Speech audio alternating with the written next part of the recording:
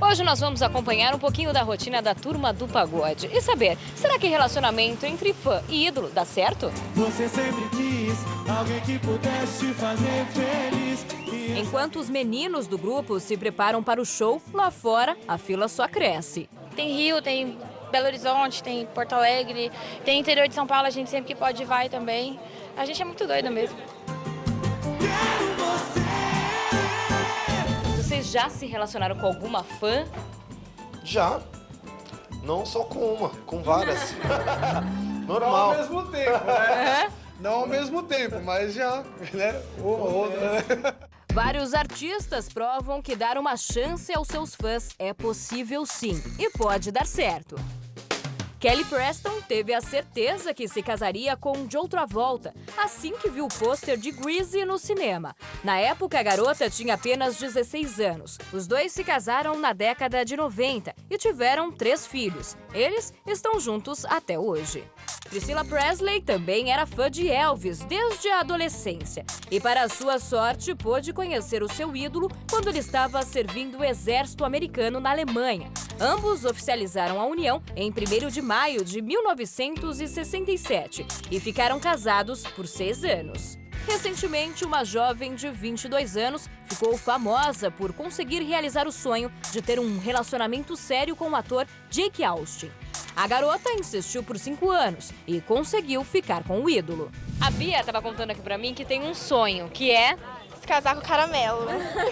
Como que você acha que seria a sua vida casada com Caramelo? Eu acho que melhoraria tudo, né? Até minha questão financeira. Quais são as coisas boas e as coisas ruins de casar com um ídolo? As boas são que é um ídolo nosso, que a gente vai estar por perto todos os dias. E o ruim eu acho que é a falta de tempo que a gente vai ter, porque é muito show, mas dependendo eu posso ir no show também. Pra nossa noite esquentar. Tem uma fã aqui que estava na fila com a gente, que é super apaixonada por vocês e quer realizar esse sonho de conhecê-los. Pode ser? Pode. Ela fica brava, viu? Quando tem mais fãs lá, comentando. Grupo aí, a gente não gosta. Não Então, ela já acho que já ia ser difícil namorar, porque ela é ciumenta. Foi aquele beijo, foi aquele beijo. Ai meu Deus do céu, que foi aquele beijo. E pelo jeito, ser esposa de um ídolo não é uma tarefa fácil. E é isso que vocês vão ver com a Gisele, esposa do cantor Robinson, agora na Escola do Amor.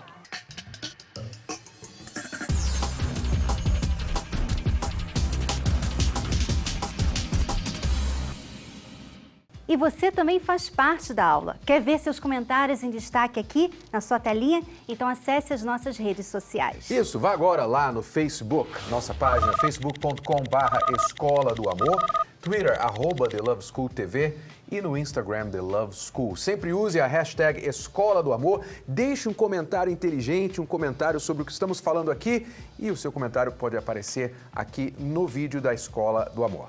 Olha só quem a gente trouxe para o programa de hoje. Nós temos aqui o cantor Robson. Olá. E a sua esposa Gisele. Você conhece ele como Anjo. Isso. Sejam bem-vindos. Muito obrigado.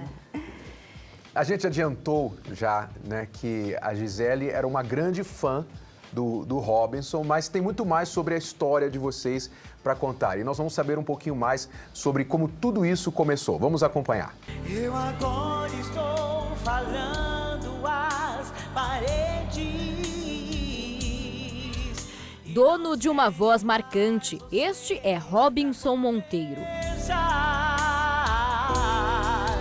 Ou melhor, o Anjinho. Era assim que o público apelidou o cantor. Tudo por causa do seu estilo musical romântico e pelos cabelos e olhos claros. Robinson foi visto pela primeira vez na TV em 2001 em um show de calouros e foi sucesso absoluto. Foram 17 apresentações seguidas e ele venceu todas.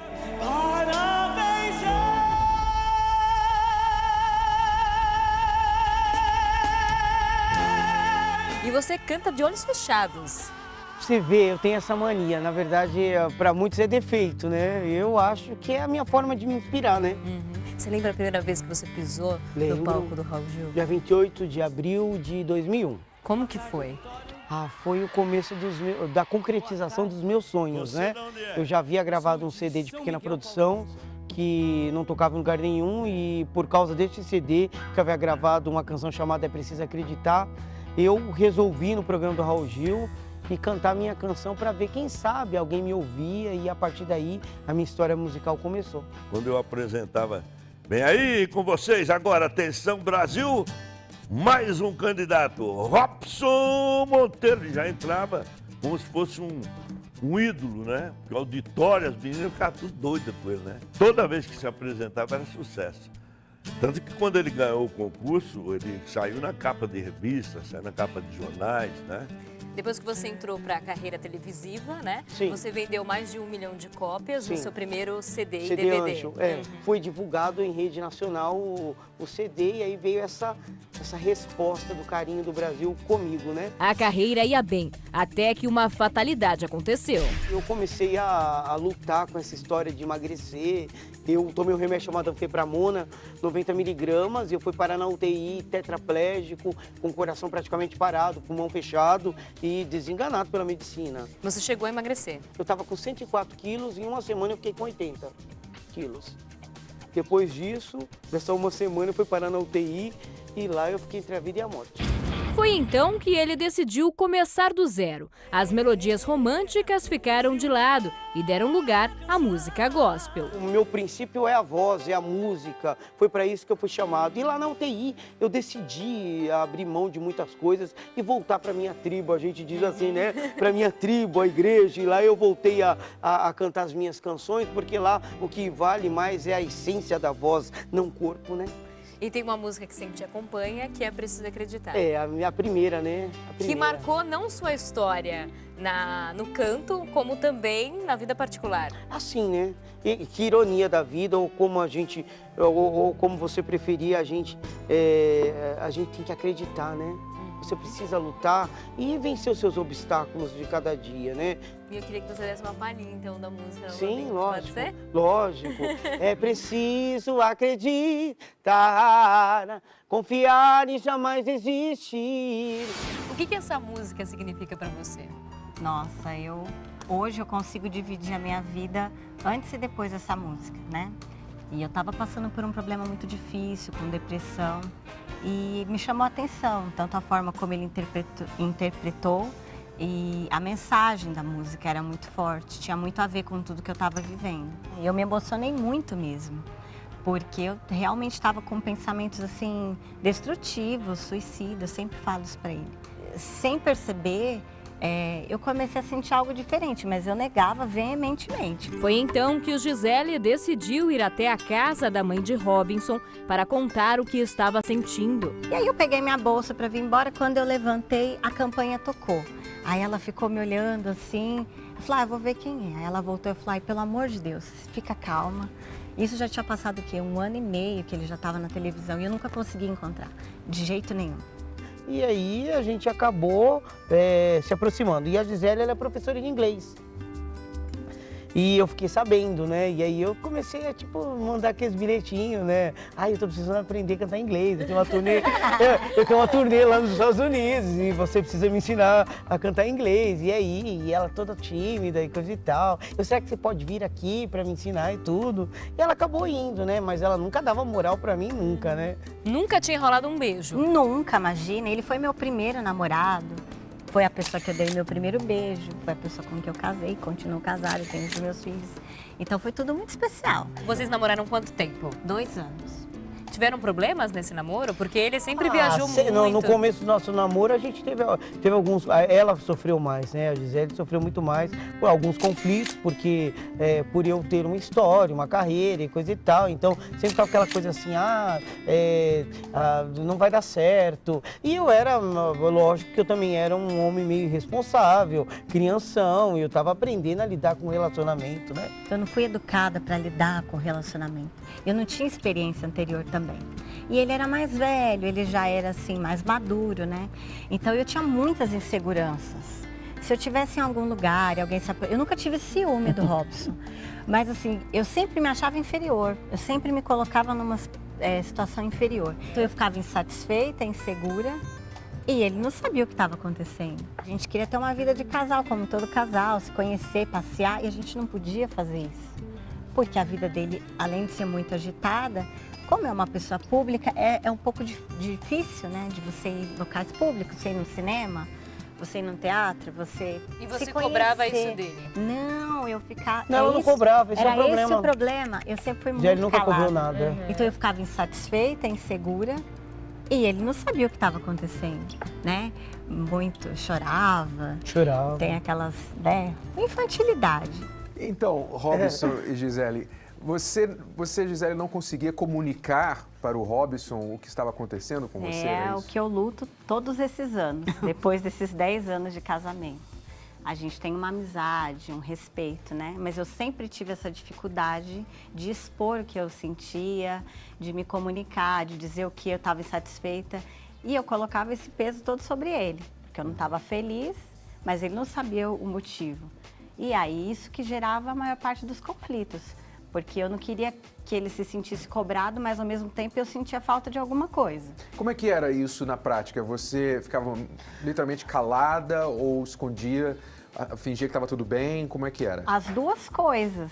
Ficava chateada. Ficava chateada, assim, porque é muito difícil você ter amigos, né? Principalmente nessa época eu tinha uma vida profissional e as minhas amigas viajavam, passeavam, iam no shopping. E querendo ou não, você estabelece comparações. Então, com a minha vida era um pouco diferente. A rotina de uma pessoa pública é completamente distinta, né? Os horários não batem. Eu era professora, né? A minha profissão, né, que eu exerci era de educadora.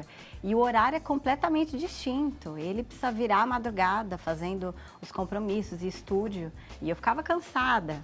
Então, do começo do casamento, essa rotina, essa adaptação da rotina foi o mais desgastante. E aí vinham os conflitos, porque aí eu pensava, poxa, final de semana, datas comemorativas, meu aniversário, um dia dos namorados. Então eu tinha que ceder o Robson para ir cantar para outras moças, no dia dos namorados. E eu ficava, meu Deus, né, não pensava que ia ser assim. Eu queria viver a história que eu sonhava, que toda moça sonha, né? E não dava. Você achava que quando você chorava, ele tinha que entender você, ele tinha que deduzir o que você estava passando? Não, eu achava que era completamente compreensível. Eu achava que o homem entendia, né? Quando a mulher... Isso é muito comum. Tá? Eu achava que eu ia chamar atenção. Ah. Hoje eu tenho filhos e eu percebo que isso realmente é o que a gente descreve no filho como infantilidade, porque eu achava que eu ia chamar a atenção dele dessa forma. E na verdade, que eu que não ela entendia conseguia? nada. Eu estava feliz, contente, e aí daqui a pouco Gisele estava moada, chorando. Eu, mas o que é que está acontecendo?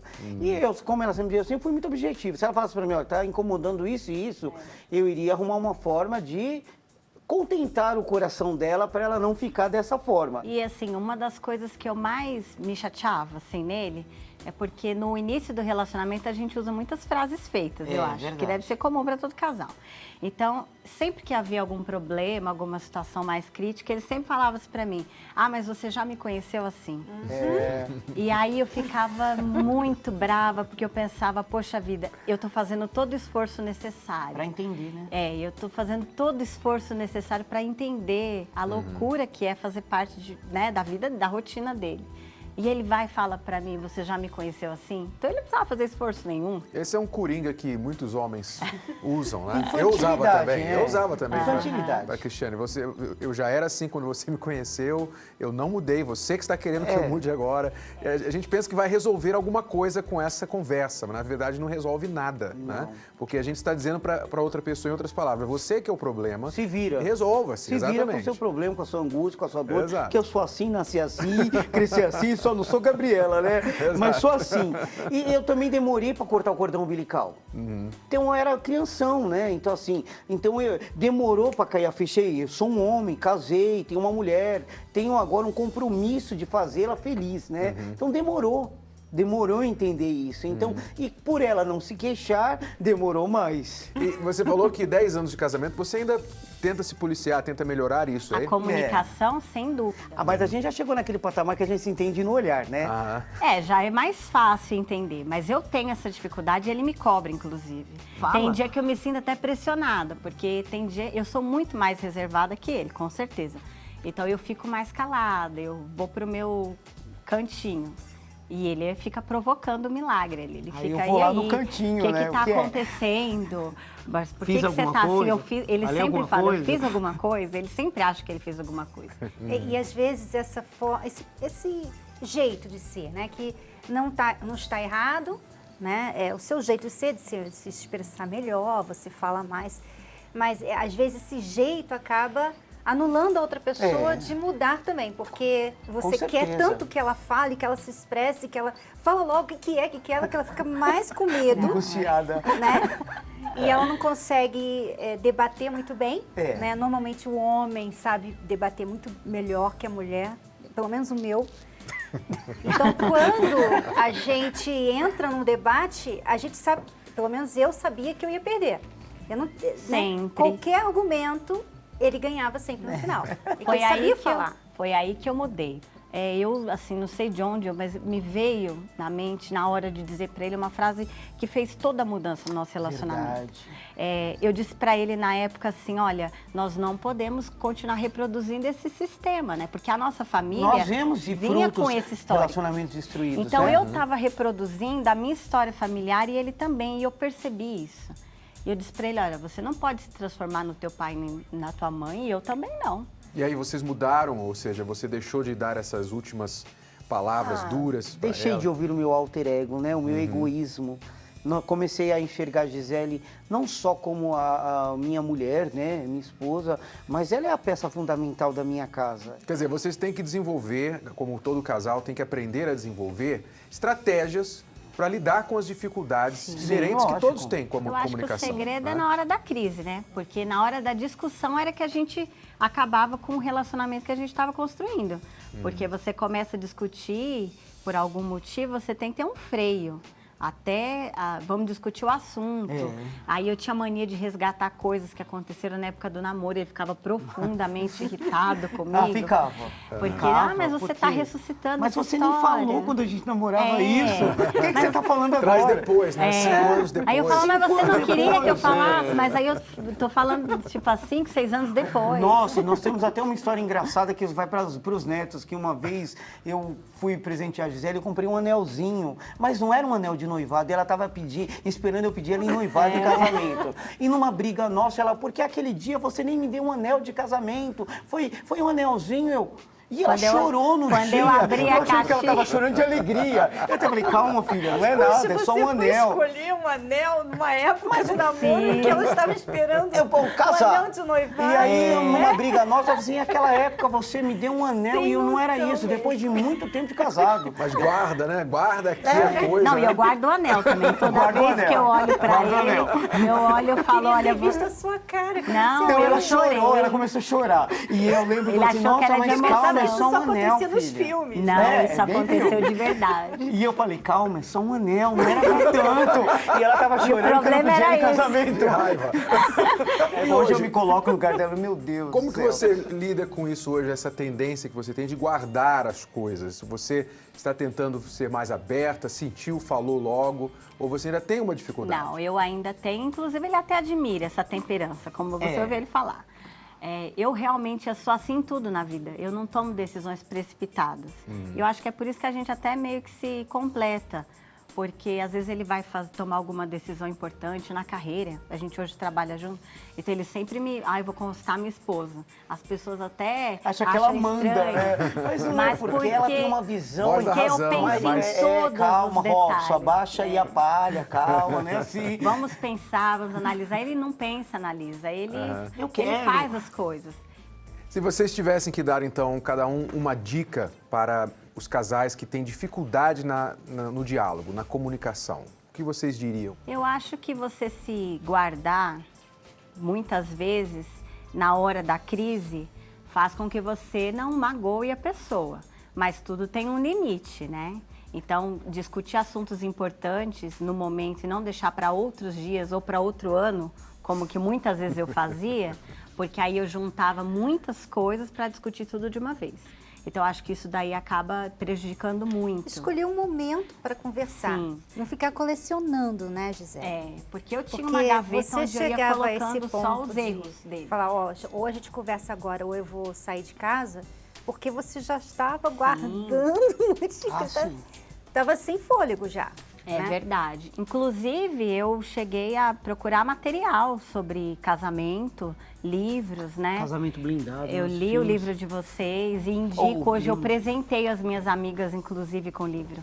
Alguma coisa do livro Casamento Blindado que te ajudou mais? Muitas coisas, porque eu achava que o Robson, ele ia preencher. Eu coloquei ele num patamar na minha vida tão grande, que foi isso uma das mensagens mais fortes que eu li no livro de vocês, que vocês dizem lá que é como se ele fosse meu sol, né?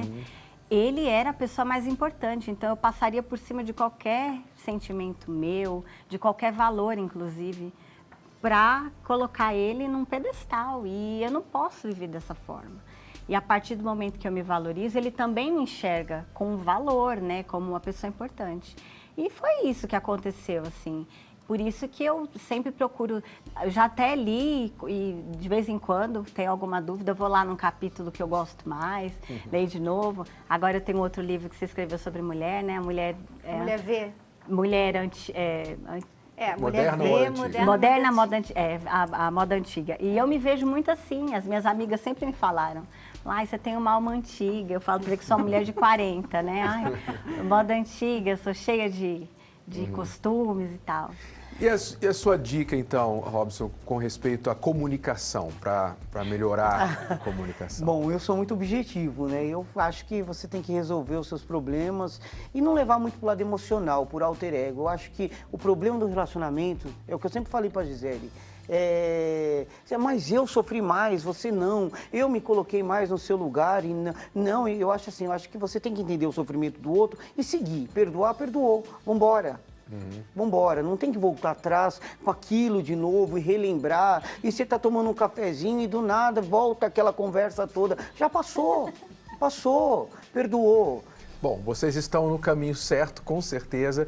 Ficamos muito felizes também de saber que fizemos um pouquinho de participação, né, nessa virada do casamento de vocês. E continue ajudando outros casais, ok? Obrigado. Parabéns. Obrigada pela participação de vocês e muito sucesso ainda. Obrigado. Muitos e muitos anos de casamento. Com certeza. Obrigada.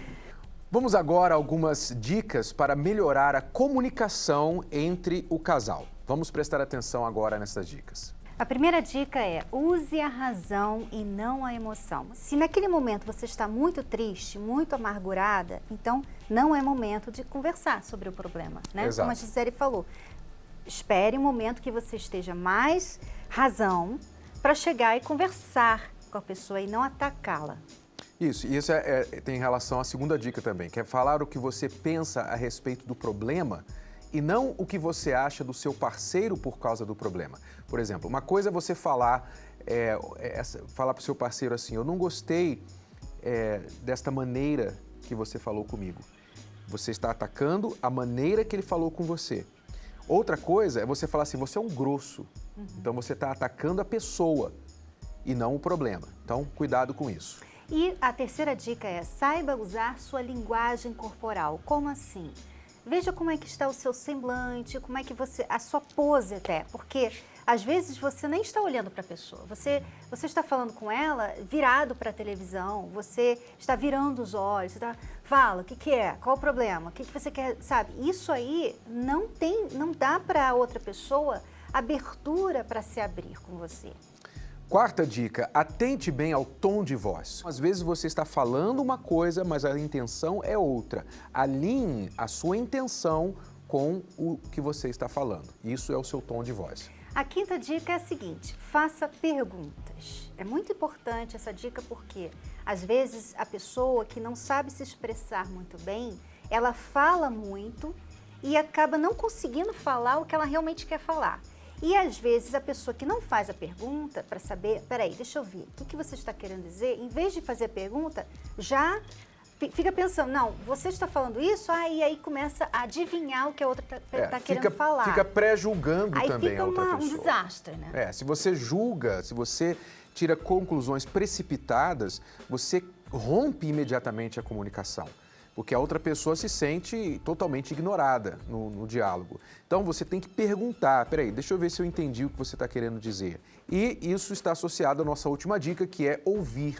Você tem que ouvir a outra pessoa. Você nunca vai falar nada coerente sem primeiro ouvir a outra pessoa. E é por isso que em breve nós estaremos lançando o livro Namoro Blindado, porque os casais já começam a ter problemas de comunicação antes mesmo de casar. Não é mesmo, Renato? É verdade, a maioria dos divórcios começa no namoro. Você viu os sinais lá no namoro, mas você não percebeu ou decidiu ignorar. Então, para que você não passe por isso lá na frente, você não deve deixar de ler o nosso novo livro, Namoro Blindado, o seu relacionamento à prova de coração partido. Em breve, nas melhores livrarias. Vem aí, Namoro Blindado, o novo livro de Renato e Cristiane Cardoso. Meus namoros nunca dão certo. Estou namorando há 1 ano e ainda não sei se ele é a pessoa certa. Namoro Blindado, para você já começar certo. Em breve, nas melhores livrarias. Não esqueça, hein? Vem aí o livro Namoro Blindado, antes até mesmo do Dia dos Namorados, né, Renato? Exato, prepare-se. E falando em comunicação, chegou a hora do laboratório. E quem vai dar os conselhos dessa vez são os professores adjuntos Miguel e Ana. Sejam bem-vindos e olha lá, hein, Miguel e Ana. Obrigado, Renato e Cris. Podem deixar que nós nos preparamos direitinho para ajudar a Keila e o Rubens, que ainda estão sofrendo bastante com insegurança na relação. Então, laboratório neles. Vamos lá.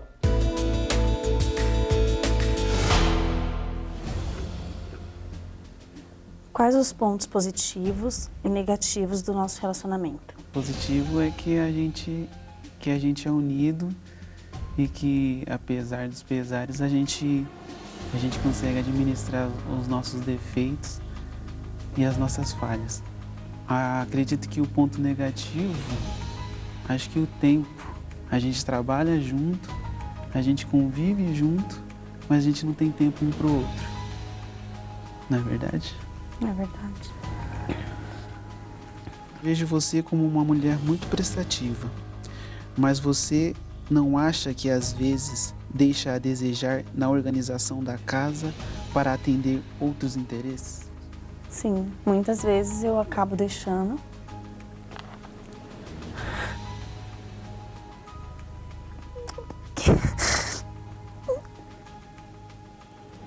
Às vezes querer fazer até mais do que as minhas forças, até mesmo para estar te ajudando. E aí eu acabo atropelando um pouco. Eu acho que é isso. Eu entendo que ser calado, quieto, né, é uma característica sua. Você não acha que em algumas situações seria melhor conversarmos logo para não prolongar as desavenças, as discussões? Eu sou assim. Eu gosto de... Falou, a gente conversou, pra mim já tá certo. Só que você não, você quer conversar, você quer falar, você quer que eu fale. E às vezes eu não tô disposto a falar, sei lá, não sei se é um defeito meu que eu tenho que melhorar. Aqui. Por que você tem tanto interesse em saber o que tem no meu celular se eu nunca te dei motivos para desconfiar de mim? Teve um determinado tempo que você colocou senha, tinha mensagens que você recebia que você não deixava eu ver. Eu não podia nem colocar a mão no seu celular que você falava. Ah, não mexe, o celular é meu, não põe a mão. Eu já tentei te explicar com relação ao celular, né? Que tem os grupos, tem o WhatsApp, tem isso, tem aquilo. Mas nada disso impedia eu de ter a senha. Bom, nós vimos aí algumas situações já e nós queremos aconselhar vocês, tá? Keila e Rubem, casamento sem sacrifício não é casamento. Nós vimos aí o primeiro problema que vocês reclamaram, que vocês estão trabalhando juntos, mas vocês não têm tempo um para o outro. Isso, na verdade, se resolve quando os dois param e começam a conversar sobre vamos fazer tempo. Exatamente. E, Keila, eu consegui me colocar no seu lugar quando você chorou. Deu para sentir a sua dor, deu para ver que você está tentando, sim, de alguma forma, ajudar tudo e a todos ao redor e está se frustrando. E uma das coisas que acontece também é que a mulher, ela deve ter o trabalho, ela tem o trabalho dela fora, só que quando ela entra em casa, ela também tem trabalho.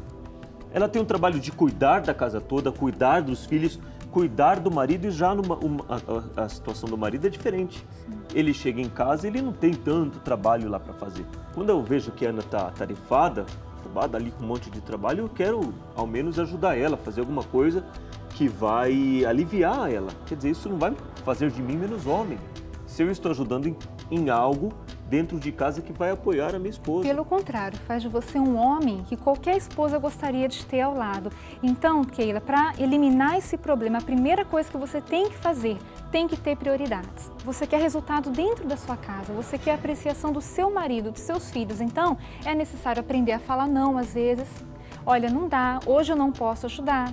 Hoje eu não vou assumir esse compromisso, não assumir nada que vá tirar de você o tempo que você estaria se dedicando no seu lar. Priorize a tua família, priorize a tua casa, tá bom? Vamos continuar aqui na história deles. Tem mais.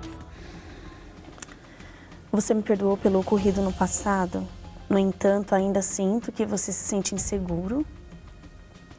Você não confia mais em mim? A insegurança a gente sempre tem, né, amor? No começo foi difícil, sim. Sempre aquela desconfiança, mas hoje eu creio que eu te perdoei sim. E quem sou eu para te julgar? Qual o melhor momento e o pior? Vamos saber. O melhor momento foi quando eu te conheci. E depois os 2 melhores momentos foi quando a gente teve nossos filhos. O pior momento foi quando ocorreu o que ocorreu no passado, que foi, eu acho que a minha maior queda. Porém, o pior momento não cobriu os bons momentos da nossa vida. O pior momento, com certeza, foi quando eu descobri tudo aquilo que você tinha feito. Eu tive que rasgar o meu orgulho, não foi fácil. E o melhor momento, eu acho que é a volta por cima em si.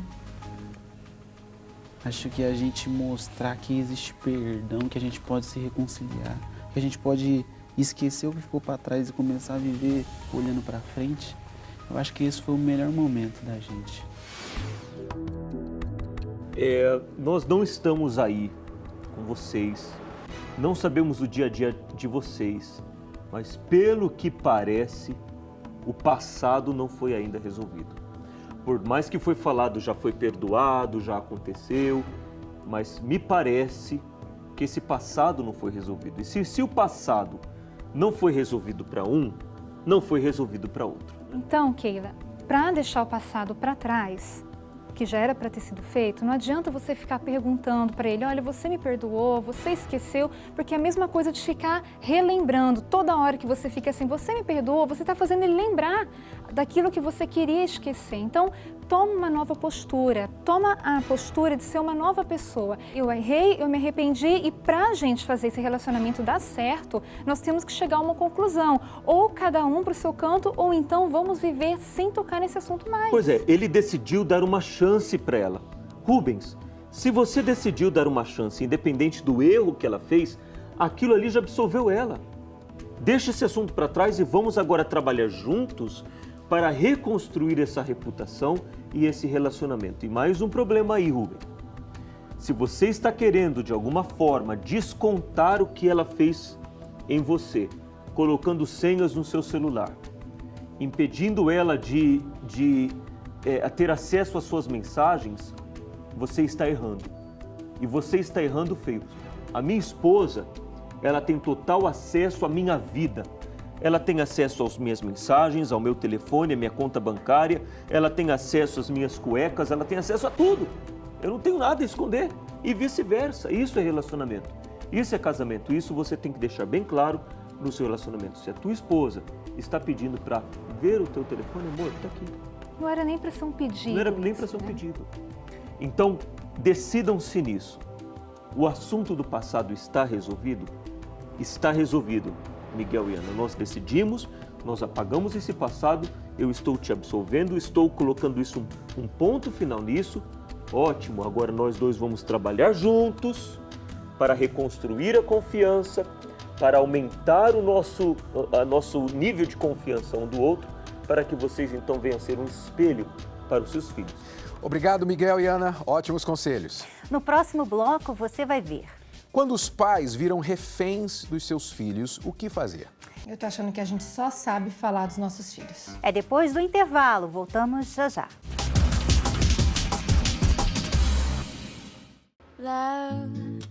Se você não arrumar tempo para o amor não terá tempo para você. Isso é fato. Você anda tão atarefado com a sua carreira que na sua agenda não existe espaço para conhecer alguém. É trabalho demais e dividir a vida com uma pessoa pode atrapalhar os seus planos. O tempo é inimigo de quem tem problemas com o amor. Se você não tem tempo para cuidar do seu casamento, consequentemente, terá tempo para o divórcio. Se não tem tempo de investir na sua vida amorosa, terá tempo para as frustrações.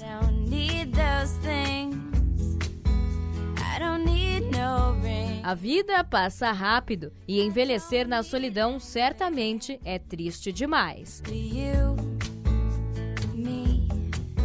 Dê tempo para o amor e ele lhe retribuirá.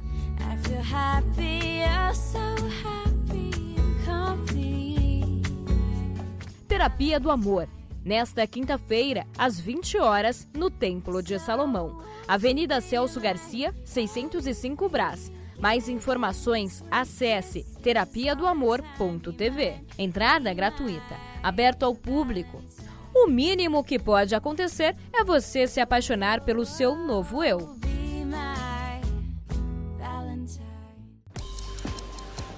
O que pode mudar na sua vida em 1 minuto? A cada minuto, você tem 300 chances de se apaixonar ou de se interessar por alguém. Sim, a neurociência afirma que o cérebro humano precisa de apenas 0,2 segundos para despertar o amor. A cada minuto, 3 pessoas dizem sim e se casam. A união não demora mais que 1 minuto para ser formalizada. Um desses 3 casais vai se separar, o que significa que a cada minuto um divórcio é assinado. O que você vai fazer com o seu minuto? 120 minutos para blindar seu casamento. Seu casamento protegido, 1 minuto de cada vez. Seu casamento ainda tem 1 minuto de vida? Lidar com os filhos hoje não é tarefa fácil. O mundo evoluiu.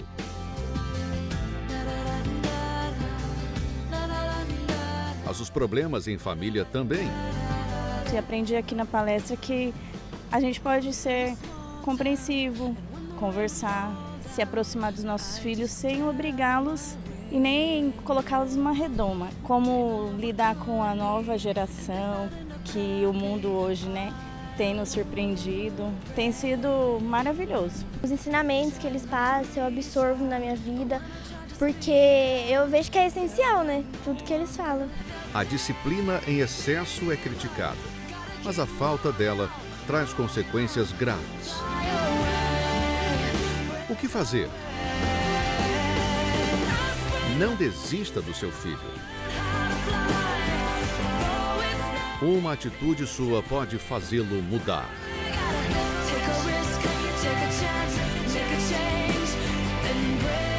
Palestra para transformação total para pais e filhos, com Renato e Cristiane Cardoso. Domingo, às 18 horas, no Templo de Salomão. Avenida Celso Garcia, 605, Brás.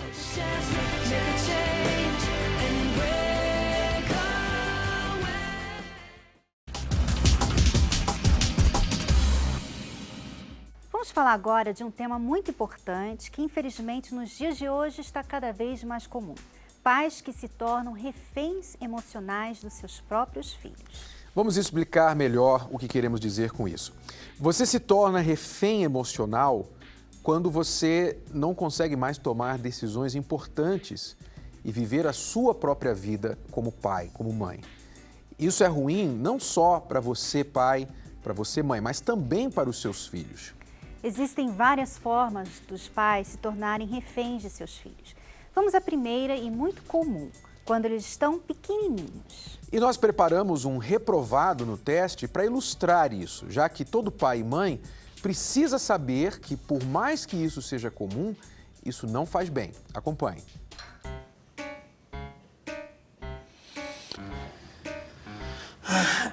Finalmente eles dormiram. Oi? O que foi? Eu disse que finalmente eles dormiram. Ah, tá.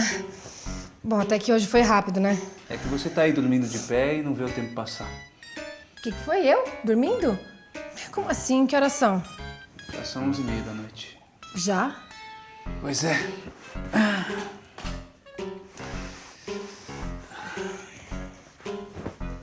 Como foi seu dia hoje? Normal.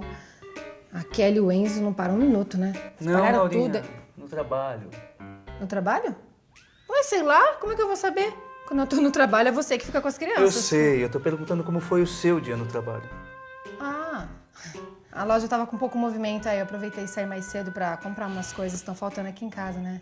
Leite, bolacha, fralda, enfim. Só que eu não resisti, comprei uma lembrancinha pros nossos filhos. E o seu dia? O Enzo e a Kelly dormiram até tarde e aí eu pude dar um jeito na casa. Pra eles bagunçarem tudo de novo quando acordarem. Caio, quero saber do seu trabalho também. Ah, foi a maior correria. Teve um problema na sede e a Kelly, minha chefe, pediu pra eu ligar lá e... A sua chefe tem o mesmo nome da nossa filha? Quê? Não. O nome dela é Mônica. Por que você achou que ela tem o mesmo nome que a Kelly? Porque você chamou ela de Kelly? Eu? É, eu tô achando que a gente só sabe falar dos nossos filhos. Claro que não, Laurinha. Mas vamos pra cama. Ah, eu queria, mas eu não posso, tem que arrumar essa sala ainda. Eu nunca vi ela tão arrumada. Engraçadinho. Ok, eu te ajudo. O que eu faço? Ah, pega esses brinquedos todos aí no chão, enquanto eu termino de arrumar aqui o sofá. É por isso que, às vezes, os casais, depois que têm filhos, começam a ter mais problemas no relacionamento, né, É Renato? muito comum, depois do nascimento do primeiro filho e depois ainda quando vem outros, é comum o casal cair neste erro. Agora toda a atenção se volta para os filhos e eles se esquecem um do outro. Isso também é uma forma de se tornar reféns dos filhos. Agora, quando os filhos crescem, então, isso se torna ainda mais grave. Acompanhe a história da Maria da Graça, que durante anos viveu um pesadelo com seu filho Elias.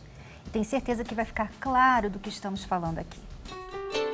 De um lado, uma mãe dedicada. Eu ficava sem dormir a noite toda, esperando ele chegar. Ele não chegava, eu entrava em desespero, não conseguia mais fazer comida, fazer nada, abandonei tudo.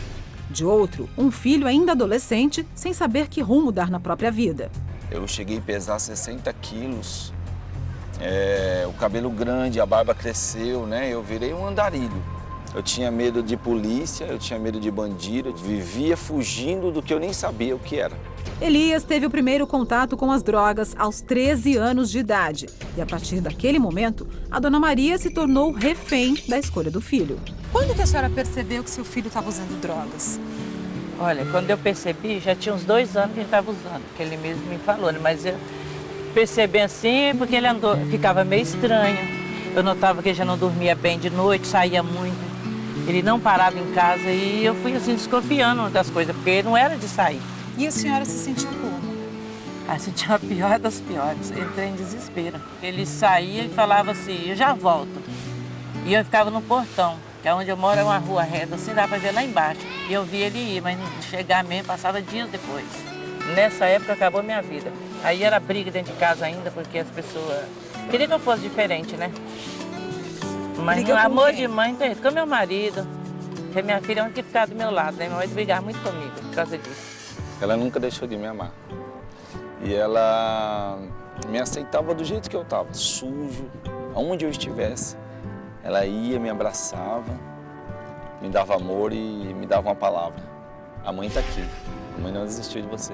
Só que eu falava pra ele, nem ligar, e falava, todo dia nós vamos morrer um dia, falava assim. A senhora pensava onde foi que eu errei? Passava isso pela sua cabeça? Pensava. Eu nunca saí para ficar mais de um dia fora de casa.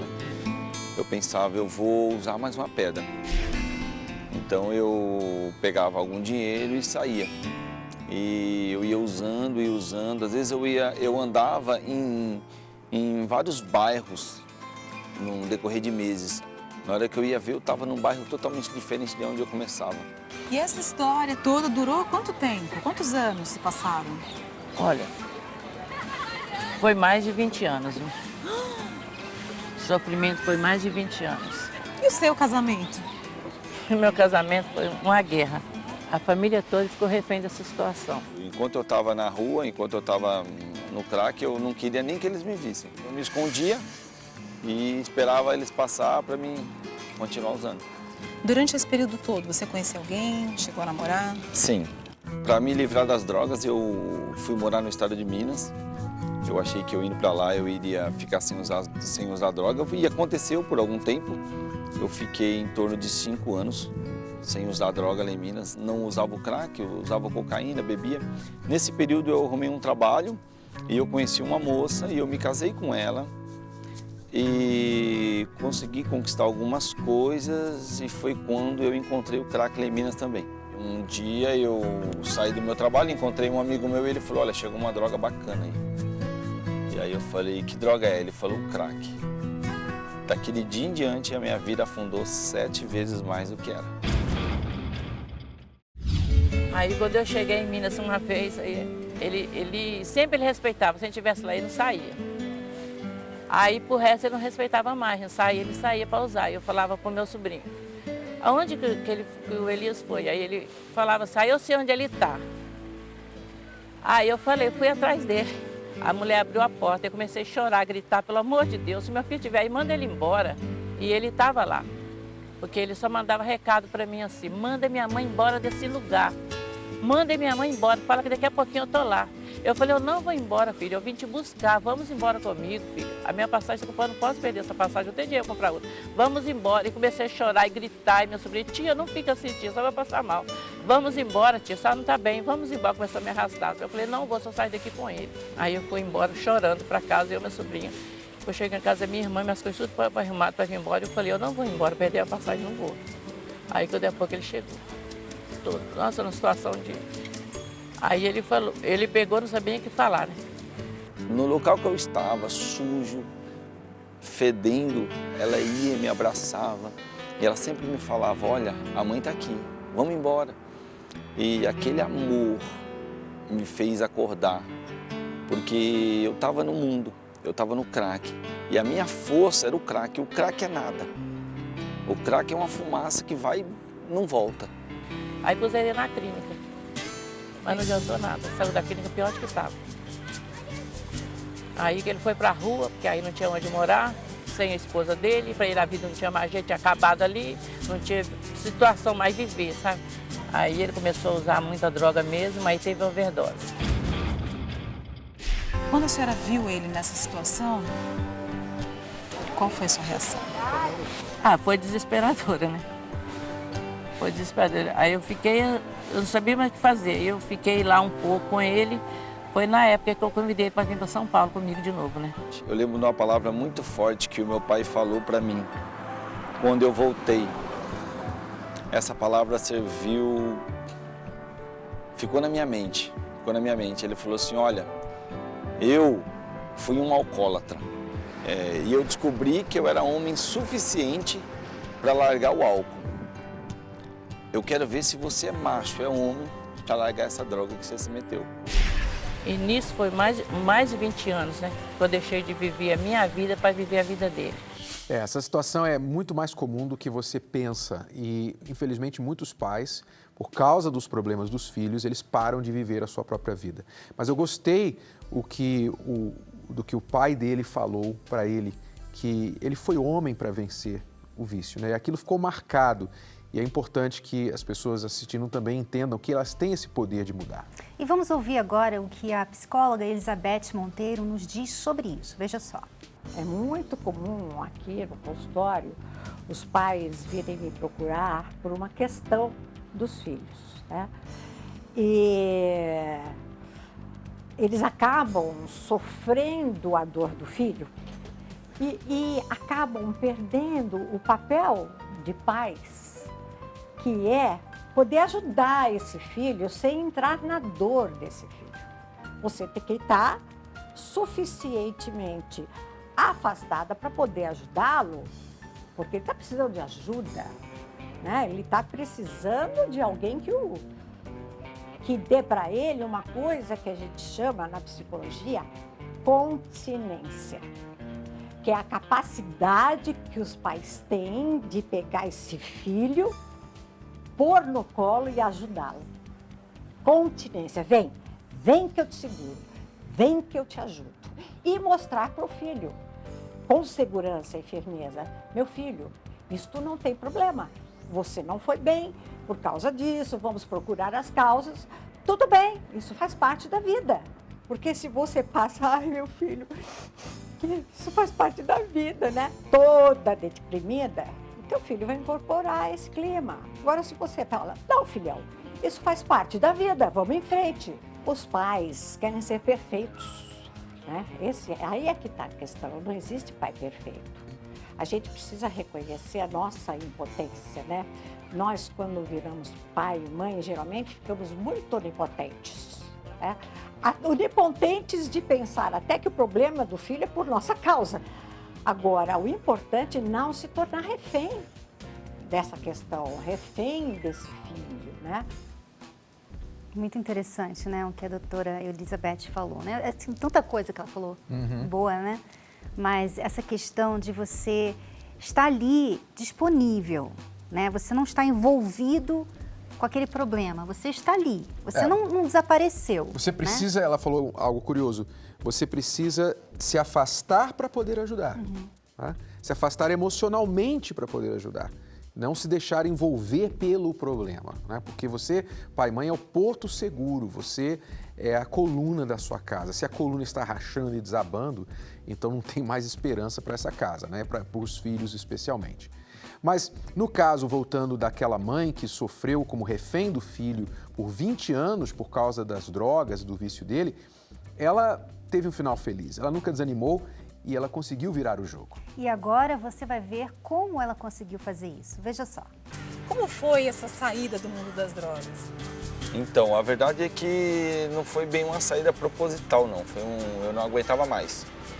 As drogas no início é tudo, né, festa, tudo é curtição, mas depois vira uma dependência, uma obrigação. E aquilo estava me atormentando, eu não aguentava mais. Eu lutava para sair, mas não conseguia. Não tinha forças. Na hora que eu me via, eu já me via nas drogas de novo. E eu fui perdendo amigos, trabalho. E eu vi que eu não perdia minha mãe. Então eu peguei e fui pedir ajuda para ela. Foi quando eu achei essa ajuda. A senhora viu essa boa vontade, essa vontade dele de sair dessa situação? Vi. Até que, acho que é porque não estava aguentando mais, né? A gente sempre conversando sobre isso aí, esse dia eu vi que ele estava disposto a mudar mesmo. Aí ele falou, mãe, eu quero ajuda, me ajuda. Me ajuda, que senão eu quero morrer, senão eu não aguentava mais. E era tudo que a senhora queria ouvir? Tudo que eu queria ouvir. Aí ele me abraçou, falava que me amava, que ele falava toda hora. E que me tira desse buraco, mas me ajuda, senão eu vou morrer, eu não estou aguentando mais. Qual foi a sua primeira providência, dona Maria? Eu fui para a palestra Pais e Filhos. E aí onde é que eu aprendi mais a lutar, né? E convidei ele para ir comigo. Ela falava comigo, não, você vai mudar. Tenha certeza que você vai mudar. E ela me falou da palestra, foi quando eu falei, será que vale a pena mesmo? E eu decidi ir. E foi quando tudo começou a mudar. Eu ouvi uma pessoa acreditando em mim. Eu ouvi algo que eu não achava nesse mundo. Que é você vai conseguir. Que tem como a saída. Uma palavra como você chegou na última porta, mas você chegou na porta certa. E eu abracei aquilo. Obrigado por tudo, tá? A gente fica feliz, né, de ver essa mudança, transformação de um filho e a família inteira, né? Isso mostra que é possível quando você recebe a ajuda certa. E é isso que nossas palestras têm oferecido para pais e filhos que querem mudar, querem a saída. Talvez você pai, você mãe, quer ajudar o seu filho e não sabe como. Todos os domingos, às 18 horas, Cristiane e eu fazemos a palestra da transformação total de pais e filhos. Você pode vir participar às 18 horas aqui na Celso Garcia 605 no Brás, que é o Templo de Salomão, este lugar para a família. Leve, traga a sua família com você, convide um amigo que está passando por problemas sérios com os filhos. E é tudo gratuito, com um amplo estacionamento e creche para os seus filhos pequenos. Chegue cedo, as portas se fecham 5 minutos antes de começarmos, sem exceção. Novamente o endereço, Celso Garcia 605, aqui no Brás. Esperamos você lá. Bom, afinal, como um pai pode deixar de ser refém do seu filho? Nós temos uma experiência muito pessoal a respeito e queremos compartilhar com você, porque muita gente não sabe que Cristiano e eu somos pais também. Temos um filho, hoje ele já é adulto, tem a própria vida dele, enfim. Mas quando ele era adolescente, nós passamos por uma situação muito complicada com ele. Pudemos dar a ele a melhor educação ao nosso alcance, nós ensinamos tudo que era certo. Tudo e mais um pouco. Exato. Né? E infelizmente chegou, ele insistia em seguir caminhos diferentes daqueles que nós ensinamos. Até que chegou um momento que um dia ele chegou em casa com uma arma, um revólver. E eu vi ali naquele momento que ele tinha chegado ou passado de um limite que eu não estava preparado para aceitar dentro da minha casa. Então, eu disse para ele que a partir daquele momento ele teria de seguir o caminho e a vida que ele estava escolhendo, que não era aquela que nós queríamos para ele. Mas, como ele insistia em querer descobrir essa vida, então que ele fosse, mas que ele fosse longe da nossa casa. Né? E foi uma decisão muito difícil para nós, especialmente para você, naquele momento. Não dá. Não dá, continua. Quer que eu continue? Tá bom. Como você pode ver, até hoje, ela ainda se emociona. Eu era refém, né? Eu estava Exato. refém do meu filho e quando eu vi saindo, indo embora de casa, parece que o meu chão saiu debaixo de mim. E assim, até ele estar em casa com a gente, fazendo tudo errado, a gente pensava que tinha uma esperança, queria mudar de alguma forma, mas quando ele saiu de casa, parece que, bom, já era, né? Ele não vai mudar nunca mais. Então foi muito difícil para mim. O Renato foi mais jazão, mas eu fui muito... Naquela época eu fiquei muito mal. Às vezes você tem que deixar o seu filho ir descobrir que tudo aquilo que você o ensinou é verdade. Mas só o mundo vai mostrar para ele que é verdade, só as experiências ruins dele. E foi isso que aconteceu. Então, nós tivemos que deixar de ser reféns dele, segurar... Eu choro porque ainda é difícil, né, contar essa história, mas hoje o Felipe está casado, ele tem uma filhinha, eu sou avó. E ele está tentando recuperar o tempo perdido, porque ele perdeu muito tempo. E às vezes você como mãe, você como pai, você tem que aceitar, às vezes, ficar de fora e ver o seu filho errar, e você ficar ali, às vezes até impotente, você não pode fazer nada, porque você pode fazer até um ponto, né? O que você pode fazer? Você pode estar ali. Mas né? você não deve... Você pode estar presente o dia que ele quiser ajuda sua, mas não tem mais o que você fazer. Você não deve, não pode parar de viver a sua vida. Não é odiar, fechar as portas, não é? Porque quando ele quis ajuda, nós o acolhemos, nós ajudamos várias vezes. Então, é por aí. Mas você não pode ser refém. Você tem que saber que quando você tem a confiança de ter feito um bom trabalho, não perfeito, porque nem pai nem mãe é perfeito, mas você tem a confiança que você fez um bom trabalho como pai ou como mãe, mas o seu filho escolheu viver outra vida, escolheu outro caminho, deixe que aquele caminho ensine quem está certo no final, ok? E as escolhas dele vão mostrar isso para ele. E é importante dizer também, nunca nós devemos desistir do filho, né? Você viu o relato daquele filho e da Maria da Graça, né? Ela não desistiu dele. Foi, imagina, 20 anos. 20 anos você vê o seu filho nas drogas, na rua, perdendo tudo. Mas ela nunca desistiu dele. Então, quando ele caiu em si e ele pensou assim, puxa, eu perdi tudo, mas eu tenho a minha mãe. Então, ele foi e buscou ajuda. Então, pode demorar o tempo que for, mas você tem que estar ali. Mesmo que você não esteja envolvido ou envolvida no problema dele, você está lá. E o dia vai chegar um dia que ele vai voltar, que ele vai te pedir ajuda. E você vai ver que ele vai querer compensar toda a amargura que ele trouxe para você. Você viu até no relato deles, né? Ele todo carinhoso, né? Abraçando ela. Quer dizer, depois de toda a luta, sempre vale a pena o resultado, né? Exato. Então fica aí mais uma experiência nossa e esperamos que ajude você, pai ou mãe, a não ser mais refém dos seus filhos. Obrigada, alunos, e até semana que vem. Até lá. Tchau, tchau. Tchau.